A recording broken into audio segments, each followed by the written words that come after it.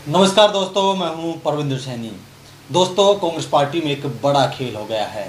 बात करें करनाल की तो यहां पर अब तक जो नेता भूपेंद्र सिंह हुड्डा के साथ कंधे से कंधा मिलाकर खड़े नजर आते थे, अब वो नेता कुमारी शैलजा के साथ चले गए हैं। करनाल में अब भूपेंद्र सिंह हुड्डा को बड़ा झटका लगा है, क्योंकि अब तक वो भूपेंद्र सिंह हुड्डा के खासम खास और उनके विश्वास पात्र रहे हैं। लेकिन जैसे ही कुमारी शैलजा पहुंची, वहां पर जो नेता थे उसको देखकर हर कोई आश्चर्यचकित हो गया। इसमें अगर हम बात करें तो सुमिता सिंह जो कि पूर्व विधायक है, इसके अलावा कुलदीप शर्मा जो कि पूर्व स्पीकर रह चुके हैं, वो आपको हमेशा भूपेंद्र सिंह हुड्डा के साथ नजर आए होंगे। इसके अलावा संधू हैं, कंबोज हैं, कई बड़े नेता थे जिन्होंने सरप्राइज किया है कि अब तक वो भूपेंद्र सिंह हुड्डा के साथ नजर आए थे, लेकिन अब वो कुमारी शैलजा के साथ चले गए हैं। इसी विषय पर चर्चा करने के लिए हमारे साथ राजनीतिक मामलों के जानकार वीरेंद्र राठी हमारे साथ मौजूद हैं। डॉक्टर साहब, आपका कार्यक्रम में स्वागत है। आपका बहुत बहुत शुक्रिया और सभी दर्शकों को मेरी तरफ से नमस्कार। डॉक्टर साहब, जिस तरीके से जो बड़े नेता अब तक भूपेंद्र सिंह हुड्डा के साथ नजर आए, वो कुमारी शैलजा के साथ चले गए हैं, इसे हम क्या कहें? क्या हुड्डा को झटका है, कांग्रेस को झटका है, क्या है ये पूरा मामला? कहीं न कहीं एक बड़ा इशारा है कि कांग्रेस पार्टी के अंदर जिस प्रकार से पीछे जलाध्यक्षों की सूची आई थी और कुमारी शैलजा भी अपने चहेतों को जिलाध्यक्ष बनवाने में कामयाब रही थी, तो कहीं न कहीं ये इशारा है कि भविष्य में कांग्रेस पार्टी शैलजा जी को एक बड़ी ताकत दे सकती है। और उसी का ये नतीजा है कि जो नेता कल तक भूपेंद्र सिंह हुड्डा जी के साथ कंधे से कंधा मिला करके चलते थे, जो यहाँ तक भी नौबत आ गई थी कि वो पार्टी छोड़ करके कहीं दूसरे दल में जाने की सोच रहे थे, चुनाव से ऐन वक्त पहले पे भूपेंद्र सिंह हुड्डा जी ने जा करके उनको वर्कर मीटिंग के अंदर मनाया था। वो नेता भी कल वहाँ थे, आपने देखा होगा, जिन्होंने गन्नौर से चुनाव लड़ा और विधानसभा के पूर्व स्पीकर कुलदीप शर्मा जी वहाँ मौजूद थे। हालांकि उन्होंने अपने जबान से कोई बयान वहाँ नहीं दिया, लेकिन ये इशारा तो कहीं न कहीं बड़ा इशारा तो है कि कुमारी शैलजा के स्वागत में वहाँ उनका पहुँचना, और जो लड़का ललित है उसके घर पे ये प्रोग्राम था, और वहाँ पे रघुवीर संधू जी का जाना, जहाँ तक मेरा अंदाज़ा है कि हो सकता है रघुवीर सिंह संधू वही हों जो कभी कुरुक्षेत्र यूनिवर्सिटी से शायद प्रेसिडेंट बने थे, या हो सकता है कोई दूसरे भी हों, लेकिन कांग्रेस के बड़े नेताओं में करनाल जिले के अंदर वो शामिल हैं। शमशेर सिंह गोगी वहाँ थे, वो तो पहले से ही कुमारी शैलजा गुट के हैं। पूर्व विधायक कंबोज जी वहाँ थे, और सबसे बड़ी बात सुमिता सिंह जो पहले प्रॉपर करनाल से विधानसभा से चुनाव लड़ती रही हैं कांग्रेस के निशान पर, विधायक भी रही हैं, वो वहाँ पर मौजूद थी। और वहाँ जब पत्रकार साथी ने कई नेताओं से सवाल पूछा कि डंडा बदला या झंडा बदला, तो उनका सुर एक ही था कि ना हमने झंडा बदला, ना हमने डंडा बदला, हमने सिर्फ नेता बदला। यानी कि आदर मान सम्मान सभी नेताओं का करते रहेंगे, लेकिन आगे जो संघर्ष जारी रहेगा, उन नेताओं का बयान था कि वो कुमारी शैलजा के नेतृत्व में हमारा संघर्ष जारी रहेगा। तो निश्चित रूप से एक बड़ा संकेत, क्योंकि पॉलिटिकल आदमी जो होते हैं, राजनीतिक लोग, इनको कुछ आदमियों को कहा जाता है कि जिस प्रकार से मौसम वैज्ञानिक होते हैं, मौसम का अनुमान लगा लेते हैं, तो कुछ राजनीतिक मौसम वैज्ञानिक भी होते हैं, राजनीति के वैज्ञानिक भी होते हैं। उन्होंने कहीं न कहीं ये देखा होगा कि कुमारी शैलजा का कद धीरे धीरे कांग्रेस पार्टी के अंदर बढ़ रहा है, क्यों ना ये नज़दीकियाँ उनके साथ पहले से बढ़ा ली जाएं। डॉक्टर साहब, क्या हम जिस तरीके से चुनाव के वक्त हमने देखा कि जो केंद्रीय नेतृत्व था उसने हुड्डा को पूरी पावर दे रखी थी और कुमारी शैलजा को हल्के में लिया गया, लेकिन चुनाव के बाद जो नतीजे सामने आए, क्या वहाँ पर कुमारी शैलजा पर सवाल उठे कि कहीं ना कहीं हार कुमारी शैलजा की वजह से हुई है? तो क्या उससे अब जो केंद्रीय नेतृत्व है वो ज़्यादा वजन अब कुमारी शैलजा को दे रहा है? और हमने जिला अध्यक्ष की सूची में देखा भी, वो तो स्पष्ट ऊपर के हाईकमान ने एक जगह नहीं, वो तो राहुल गांधी जी ने दूसरे मंचों, दूसरे स्टेट के मंचों से भी कही गई ये बात, तो कि हरियाणा प्रदेश के अंदर कांग्रेस का सत्ता में ना आना वो भारतीय जनता पार्टी की उपलब्धि अपनी खासियत के कारण नहीं आए, कांग्रेस की कमियों के कारण वो सत्ता में आए, और उनकी एकता की कमी स्पष्ट दिखाई दे रही है। ये तो कांग्रेस के शीर्ष नेतृत्व, प्रदेश के का नेतृत्व भी और केंद्र का नेतृत्व भी उस चीज़ को मान चुका है। और कहीं न कहीं एक दूसरे के ऊपर आज भी आरोप प्रत्यारोप लगते हैं। अब तो चुनाव को करीब करीब 1 साल हो जाएगा अक्टूबर में, तो अब भी एक खेमा कहता है कि उनकी वजह से हारे, दूसरा खेमा कहता है उनकी वजह से हारे। और अब कहीं हाईकमान ने, राहुल जी ने ये सोचा कि दोनों धड़ों को बराबर की ताकत देनी पड़ेगी और दोनों को पार्टी में मान सम्मान देना पड़ेगा, और उसी कारण से जो जिलाध्यक्षों की नियुक्तियाँ हुई उसी दबाव के कारण हुई, वरना पिछले लंबे समय से संगठन नहीं था हरियाणा प्रदेश के अंदर तो। और जिलाध्यक्षों की नियुक्ति में भी पद जो है तकरीबन वर्गों को खुश करने का काम किया गया। हाँ, ये जरूर है कि ज़्यादा जिलाध्यक्ष भूपेंद्र सिंह हुड्डा जी के बने और फिर नंबर 2 पे कुमारी शैलजा के बने, तो दोनों का वजूद कांग्रेस ने माना, उनकी अहमियत को समझा। डॉक्टर साहब, आगे चलकर अब 2 बड़े जो पद हैं उनका चयन होना है, एक कांग्रेस के प्रदेश अध्यक्ष का और दूसरा जो विपक्ष का नेता है। 32 विधायक ये कह चुके हैं कि भूपेंद्र सिंह हुड्डा जो है नेता प्रतिपक्ष होने चाहिए, लेकिन अभी तक उनके नाम का ऐलान नहीं हुआ है। तो संकेत क्या है, प्रदेश अध्यक्ष कौन हो सकता है और नेता प्रतिपक्ष, क्या एक सीट हुड्डा को जाएगी, क्या एक सीट कुमारी शैलजा को जाएगी, क्या ये कॉम्बिनेशन हो सकता है? देखो, अगर हम गणित पर जाएं तो गणित तो ये कहता है कि विधानसभा के अंदर 37 MLA जिस पार्टी के हैं, 37 या 38, उनमें से 32 विधायक कहते हैं कि जी हमारा विपक्ष का नेता, हम नेता चुनते हैं भूपेंद्र सिंह हुड्डा जी को। प्रजातांत्रिक प्रक्रिया भी ये है कि हाउस के अंदर जितनी संख्या बल है उसमें 32 आदमी 37-38 में से कह रहे हैं कि जी भूपेंद्र सिंह हुड्डा हमारा नेता होना चाहिए। तो ये बात तो हाईकमान ने भी मान लेनी चाहिए कि बहुमत आज उनके पास है, साथ ही उनके सर उनके पास ज़्यादा हैं, उनके पक्ष में ज़्यादा हाथ समर्थन किए हुए हैं। लोकतंत्र में खासियत यही है कि जिसको चाहें विधायक उसे वो बनना चाहिए। अगर आज भी ये भूपेंद्र सिंह हुड्डा जी को ये विपक्ष का नेता 32 विधायकों के कहने के बाद नहीं बना रहे, तो आगे पहली बात तो ये क्या गारंटी है जब कांग्रेस की मेजोरिटी आ जाएगी और विधायक ये चाहेंगे कि फला आदमी को मुख्यमंत्री बनाओ, तो इसका मतलब हाईकमान तो वो भी नहीं मानेगा। इस पद के लिए निश्चित रूप से भूपेंद्र सिंह हुड्डा जी डिजर्व करते हैं विपक्ष के नेता के लिए।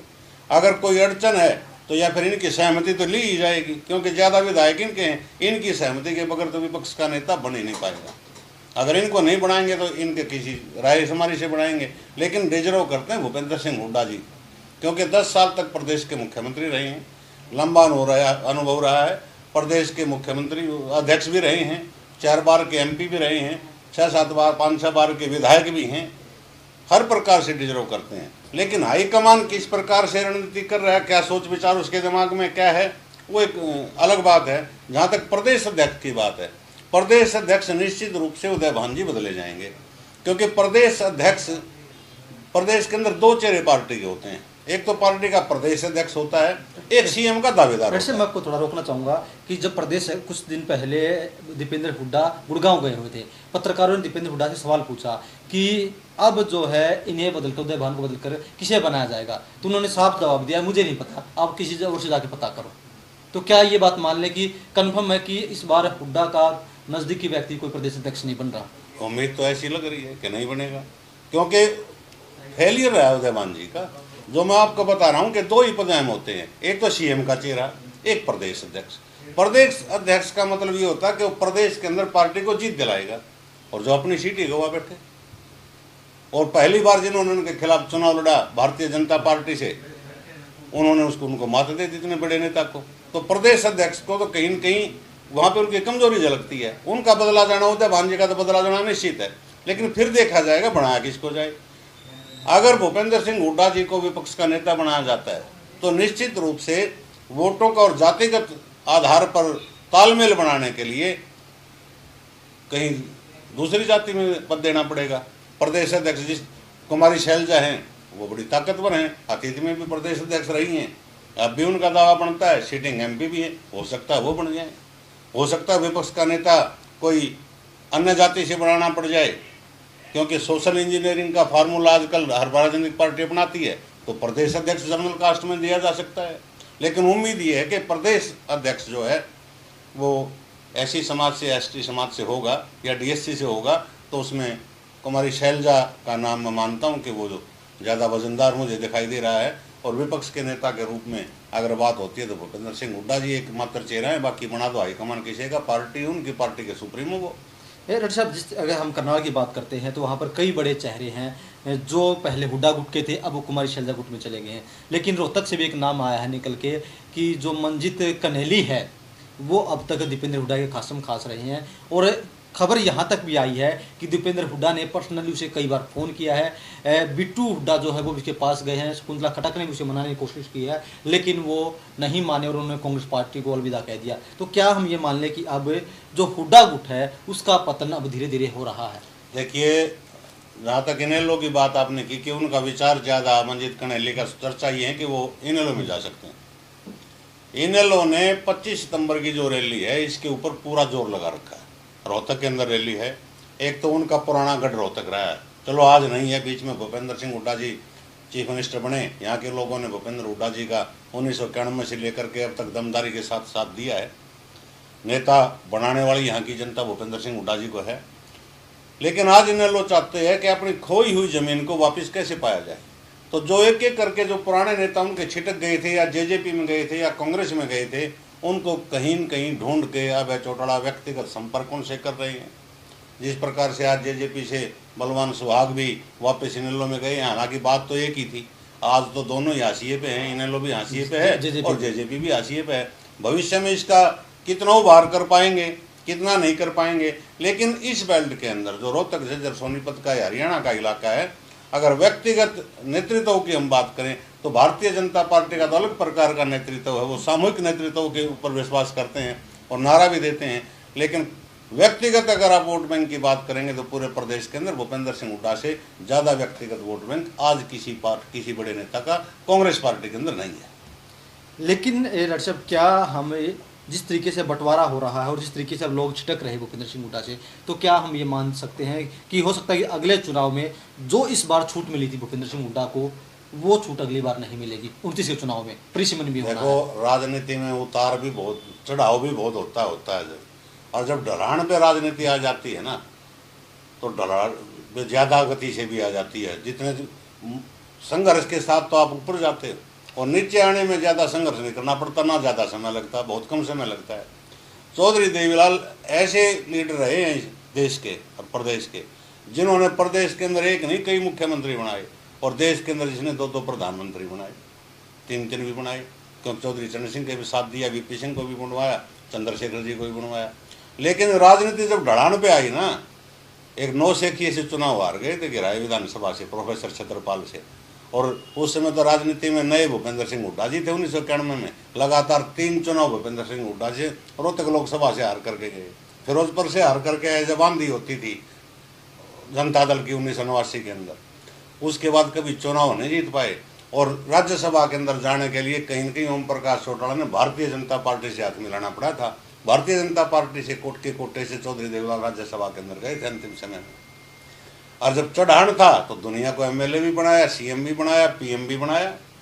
तो वही कहानी और नेताओं के साथ भी हुई।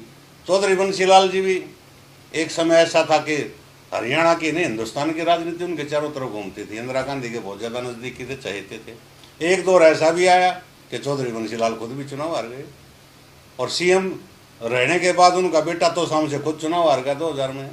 भजनलाल जी के परिवार को ले लीजिए, किंग मेकर होते थे देश के अंदर, राजनीति का पीएचडी उनको कहा जाता था। जिस स्टेट के अंदर कांग्रेस की सरकार खतरे के अंदर होती, चौधरी भजनलाल जी जाकर के दावा करते थे कि मेरे को भेज दो, और वो सरकार बचा लेते थे या जोड़ दौड़ से बनवा लेते थे। दूसरे की होती तो गिरा देते थे। लेकिन एक समय ऐसा आया जब यहाँ डंके की चोट पे कह रहे थे कि मैं प्रदेश का मुख्यमंत्री बनूंगा 2005 में, नज़दीक भी ना फटकने दिया भूपेंद्र हुड्डा ने मुख्यमंत्री की कुर्सी के। न्यारा दल बना लिया, कुछ पल्ला नहीं पाया। उसके बाद यह स्थिति आ गई, आज उनका पोता भगवा विष्णु जो गढ़ था आदमपुर, उस सीट से चुनाव हार गया। तो भूपेंद्र हुड्डा जी का उठान भी रहा है। और जब आज ये वर्कर जो इनके समर्थक जो चाहते नेता इनके पास से खिसकना जो शुरू हुई है ना, तो ये कहीं न कहीं बड़ा इशारा है कि यानी कि राजनीतिक ढलान पर आ चुकी है। तो चलिए दोस्तों, कहीं ना कहीं भूपेंद्र हुड्डा जो है अब तक ये माने जा रहे थे कि वो सर्वमान्य नेता हैं कांग्रेस पार्टी के, लेकिन अब ऐसा लग रहा कि कुमारी शैलजा भी उनके साथ साथ खड़ी होती हुई नजर आ रही हैं। जिस तरीके से अब कुमारी शैलजा के पास हुड्डा के समर्थक जो जा रहे हैं वो एक बड़ा इशारा कर रहे हैं। डॉक्टर साहब, मुझे चर्चा करने के लिए आपका बहुत बहुत धन्यवाद। बहुत बहुत शुक्रिया।